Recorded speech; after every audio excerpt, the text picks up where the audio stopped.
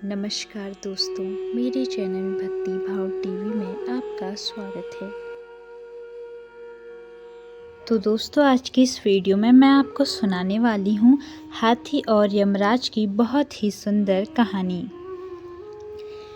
एक समय की बात है, एक हाथी की मृत्यु हो गई।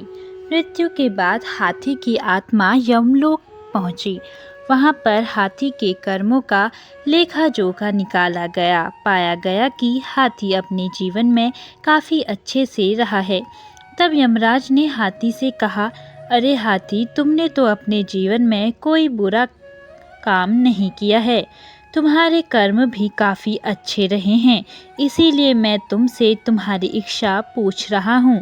बताओ, तुम्हें क्या चाहिए? तुम्हारी सबसे बड़ी मनोकामना क्या है? हाथी बोला, यमराज जी, अगर वाकई में आप मेरे कर्मों से प्रसन्न हैं और अगर मेरा दूसरा जन्म होना है तो मुझे किसी भी जीव में जन्म दे दीजिए, लेकिन मेरे ऊपर किसी मनुष्य का अधिकार ना हो। मैं मनुष्य के बंधन में ना रहूं, क्योंकि मनुष्य के साथ रहना सबसे कठिन कार्य होता है। हाथी की इस बात को सुनकर यमराज काफ़ी हैरान हो जाता है और यमराज कहते हैं, यह तुम क्या कह रहे हो गजराज? मैं तो यही जानता हूँ कि मनुष्य जाति सबसे अच्छी होती है, वो सबसे ज़्यादा बुद्धिमान होती है। यमराज जी, यही तो परेशानी है कि मनुष्य जाति सबसे अधिक बुद्धिमान होती है। आपको इंसानों के विषय में शायद ज़्यादा जानकारी है नहीं, इसलिए आप ऐसी बातें कर रहे हैं। कैसी जानकारी नहीं है? मुझे तुम खुद देखो, यहाँ पर कितने मनुष्य खड़े हैं। उन्हें उनके कर्मों के अनुसार जो मिल रहा है उसे बिना किसी परेशानी के स्वीकार करते हैं। ऐसे में हाथी कहता है कि महाराज, मतलब आपको अब तक किसी जीवित इंसान से पाला नहीं पड़ा है। यह तो मृत हैं, यह तो सिर्फ मनुष्य की आत्माएं हैं। किसी जीवित मनुष्य से मिलिए तो आपको पता चल जाएगा। ऐसे में यमराज काफ़ी हैरान हो गए। तब यमराज ने कहा, ठीक है, तुम्हारी बात को आजमाने के लिए मैं तुम्हारे मालिक को यहीं जीवित मंगाता हूँ। अगर तुम्हारी बात सच निकली तो तुम जो कहोगे मैं वैसा ही करूँगा, लेकिन अगर तुम्हारी बात गलत साबित हुई तो तुम्हें वापस उसी मालिक के पास जाकर रहना होगा जहां तुम पहले थे। हाथी ने अब यमराज की शर्त मंजूर कर ली और यमराज को भी हाथी की बातें काफ़ी दिलचस्प लगी और वह किसी जीवित मनुष्य से मिलकर उसके बारे में जानने को उत्सुक हो गए। उन्होंने अपने यमदूत तो आदेश दिया कि जाकर इसके मालिक को जीवित लाओ। यमराज की आज्ञा मानकर 4 यमदूत गए, लेकिन अब उनके सामने परेशानी यह थी कि मालिक को लेने धरती पर पहुँचे। जीवित मनुष्य को लेकर जाएं तो जाएं कैसे?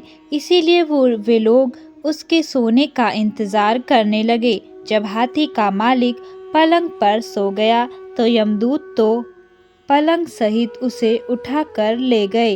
वे यमलोक की तरफ चले गए। थोड़ी देर बाद जब हरिलाल की नींद खुली तो उसने खुद को आसमान में उड़ते हुए पाया। नीचे देखा तो धरती नजर भी नहीं आ रही थी।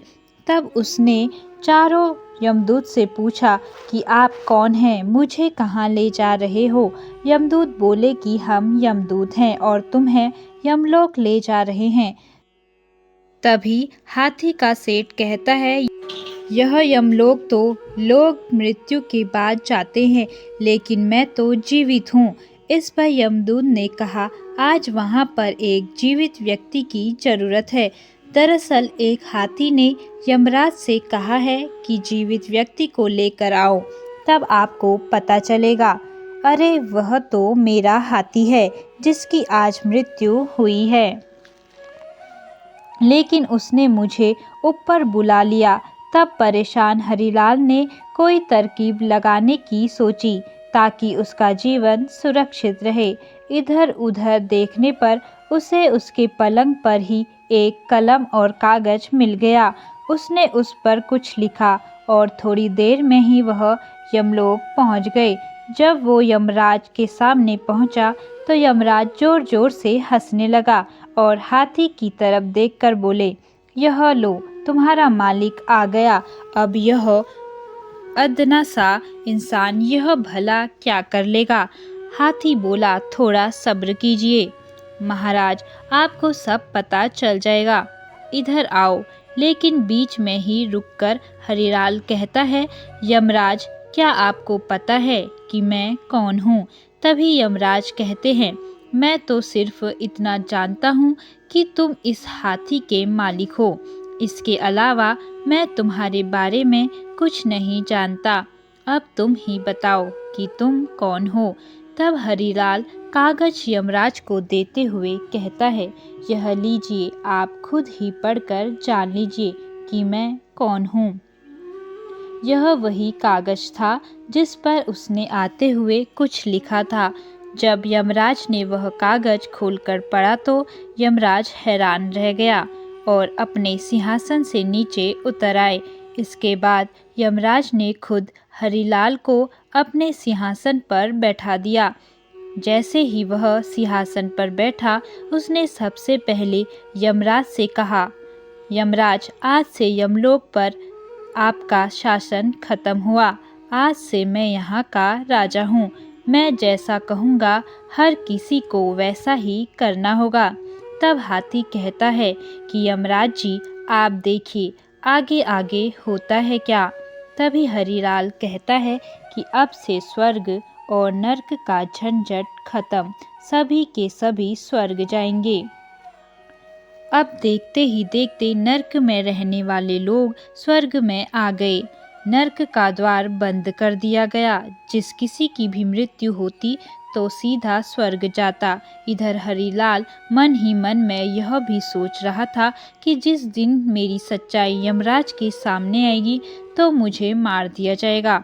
ऐसा सोचकर उसने दान पुण्य करने शुरू कर दिए और चित्रगुप्त से कहा कि यहाँ जितने भी प्राणी हैं उनका हिसाब किताब करके मुझे बताओ कि किसने कितने कर्म और किसने कितने कुकर्म किए हैं। तब चित्रगुप्त ने सबके बारे में बता दिया कि किसने कौन सी सजा मिलनी है। तब हरिलाल ने चित्रगुप्त से कहा, इन सब की सजा माफ कर दो, किसी को कोई सजा नहीं होनी चाहिए। तब हरिलाल हाथी की ओर देखकर बोला, क्यों गजराज, कैसे हो? तुम्हारी मृत्यु कैसे हुई? तो मुझे भी अपने पीछे बुला लिया। हाथी हरिलाल के नज़दीक जाकर बोला कि मालिक, नीचे तो आप मेरे मालिक हैं, लेकिन एक बात बताइए कि आप यमलोक के मालिक कैसे बन गए? हरिलाल ने कहा, यह राज की बात है तो मैं कैसे बता दूं? मालिक, मुझे भी इंसान बना देना, नीचे जाकर आपका नौकर बनकर रहूंगा, लेकिन यह राज मुझे बता दो। तब हरिलाल ने उसे बताया कि जब यमदूत मुझे लेकर आ रहे थे तो मैं काफ़ी डर गया था। संयोग से मेरे पास एक कागज़ था। मैंने उस पर लिख दिया कि यमराज धरती से जो मनुष्य आपके पास आ रहा है उसे अपना सिंहासन दे देना, और उसके नीचे मैंने भगवान विष्णु के हस्ताक्षर कर दिए। अब तो इंसानों की बुद्धिमानी से और भी ज़्यादा हैरान हो गया। फिर उसने हरिलाल से कहा कि मालिक, कृपा करके मुझे इंसान ही बनाना, मैं आपका नौकर बनकर रहूँगा। हरिलाल बोला, ठीक है, लेकिन यह बात किसी को बताना मत। हाथी ने भी हाँ में सिर हिला दिया। धीरे धीरे करके 7-8 दिन बीत गए। स्वर्ग में लोग बढ़ते जा रहे थे, नर्कलोक बंद हो चुका था। कुछ ही दिनों में पूरे देवलोक में यह बात फैल गई कि अब नर्क का अस्तित्व खत्म हो चुका है।